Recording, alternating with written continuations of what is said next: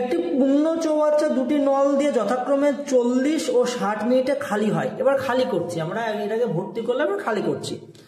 প্রথম নল 10 মিনিট খোলার পর দ্বিতীয় নল খুলে দেওয়া হলো, কতক্ষণে চৌবাচ্চাটি খালি হবে? আমাদের এখানে বলা আছে দুটো নল, একটা এ নল একটা হচ্ছে বি নল। এ নল দিয়ে 40 মিনিটে খালি করা হয়, বি নল দিয়ে 60 মিনিটে খালি করা হয়। আমি বলেছি এখানে আয়তন জানতে গেলে কি করতে হয়, লসাগু করতে হয়। তোমরা 60 আর হচ্ছে 40 লসাগু করে 120 হবে। 60 দোকানে হচ্ছে কত, 120, 3, সবগুলো ইউনিট, এগুলো হ্যাঁ ইউনিট। তো এ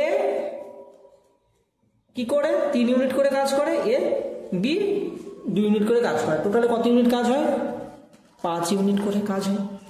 এবার কি বলেছে, প্রথম 10 মিনিট প্রথম নলটা খোলা রয়েছে, ঠিক আছে, 10 মিনিট শুধুমাত্র এ নল কাজ করেছে। তাহলে এ যদি মিনিটে 3 ইউনিট করে কাজ করে, 10 মিনিটে কত করবে, 10 × 3 = 30 ইউনিট। তাহলে বাকি কত থাকলো, 120 - 30 = 90 ইউনিট।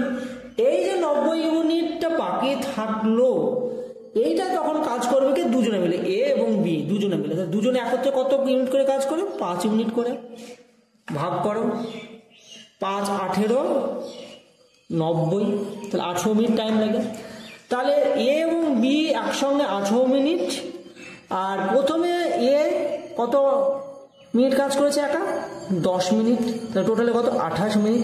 তাহলে দুজনে একত্রে কাজ করে কত মিনিটে খালি করবে, 28 মিনিটে খালি করবে।